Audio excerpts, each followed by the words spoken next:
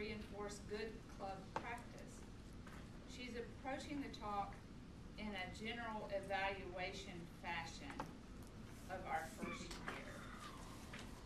Amy's mission, let me just say this, that Amy's mission is to uncover truth. I think we're going to hear it this morning. And make it known for the empowerment of others.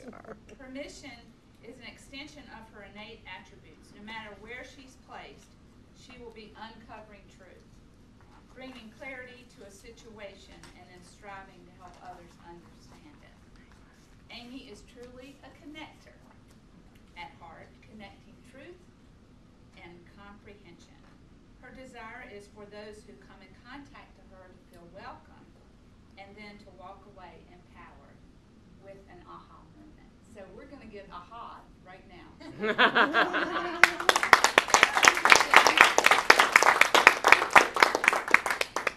So one of the things we do in the club is we should sometimes be having talks, leadership type talks about what it takes to make a successful club, what it takes to make you successful. So this is not one of the project speeches like we normally have. This is just, let's just sit around the table, let's see how we've been doing. What are different parts of the meeting? What are different parts of Toastmasters? And learn those a bit better. So today we're just going to talk about consider it a State of the Union or consider it a general evaluation of our first year. We chartered in April 1st of last year, so we are coming up at June 30th of our first full Toastmaster year. Toastmasters goes from July 1st, wraps around to June 30th. I want to talk about some of the things we have done well. If I were kind of making a report card, or we're sitting down and having our annual evaluation, let's kind of use that as the format to reinforce some of the things that we're doing well and some of the things that are our club's points of polish. What we have done well, we have gotten in there 100%. I sit here and look at Lisa. She signed up as an officer before ever even knowing what Toastmasters really was. And she has fully embraced it. She has standardized not only how to do it as a member, how to do it as an officer. So hats off to you, Lisa. I mean, we could not do this without you. I mean, you've been... you are just an example, and by doing that, you have led others. We are fully involved here. I can look at each one. I mean, look at Suzanne. She's sitting up here doing her Toastmasters. She hasn't been a Toastmaster all that long, and she's doing it artfully. I think Tom, he's just getting involved. Here he is up here, doing things, even competed in a first contest. We've had people doing contest roles and otherwise. So our participation and coming in here willing to get in there has been high, extremely high. Excellent part. Our progression. We have had several people work on their manuals. We have speaking manuals. We have leadership manuals. And we have people progressing. And that is evidenced by the fact that as people have worked along that, the club has been successful. The club has goals it's supposed to meet. And we are already, there are 3 distinctions. You can be Distinguished Club, which means meeting 5 out of 10 goals. Well, we surpassed that. There's Select, meeting 7 out of 10 goals. We have already surpassed that.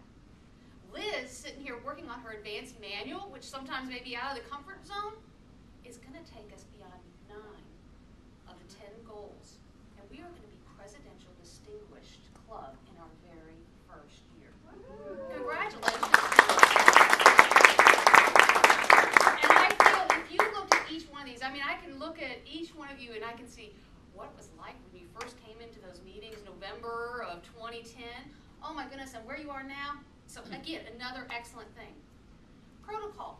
We've been sitting to the natural protocols and the agendas very well. We haven't tried to incorporate things we're not supposed to be incorporating, so we are doing that well. Sometimes we have little points of refinement, but another great.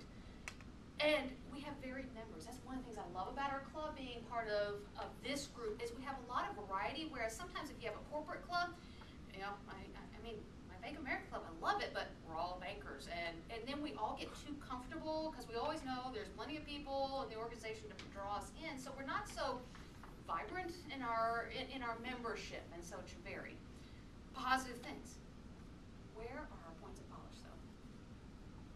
One of the things that has happened is because we are a brand new club and almost every one of you started as never having seen a another Toastmaster meeting, you don't know what it's like from a different perspective. So if you've accidentally seen, as we've tried to learn and grow, you've seen an example that might not have been the most polished example, you then follow that example, which then serves as an example for the next person. So that's one of our weaknesses and one of the threats to how we do our meeting. So let me highlight one of those. And this is not a criticism, because you're only just following the example that's been led before you. And so let's take a spot to remind.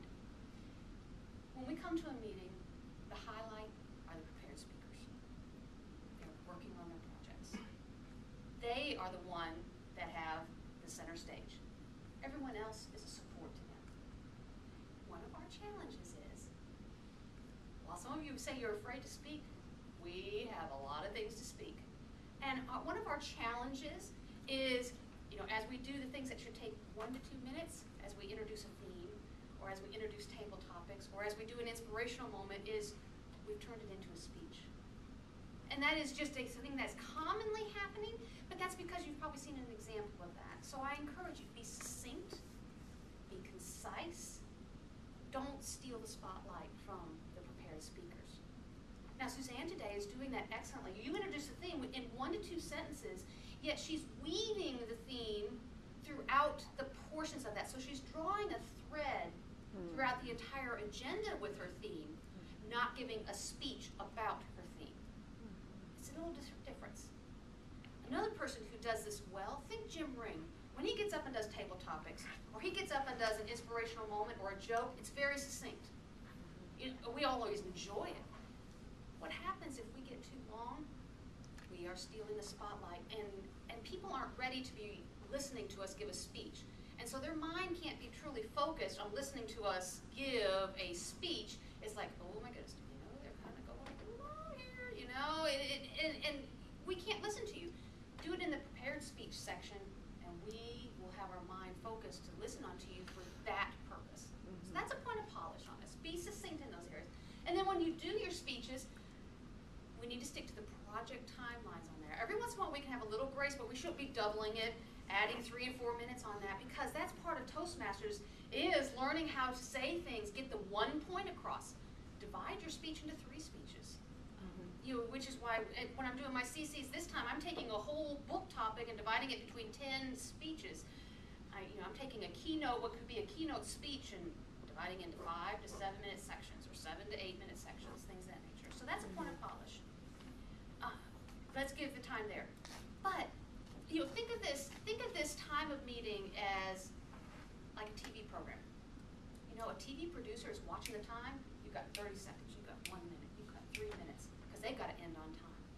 So my challenge to you as we get ready to bring on the new officers, many clubs, is that they get 3 speeches in a week.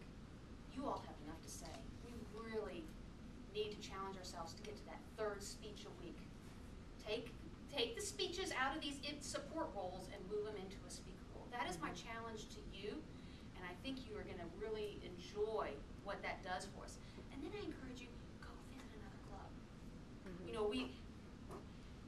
Sometimes we say things get inbred. We kind of get inbred because we've only seen it done our certain way, and so we don't have that perspective of how it can be done. So I was telling you last week, the collecting words at GM Financial, whoa, they have some certain kind of energy, which is incredible. Now you all have a lot more energy than like my bank club, because we kind of get a little sleepy in our way of doing it.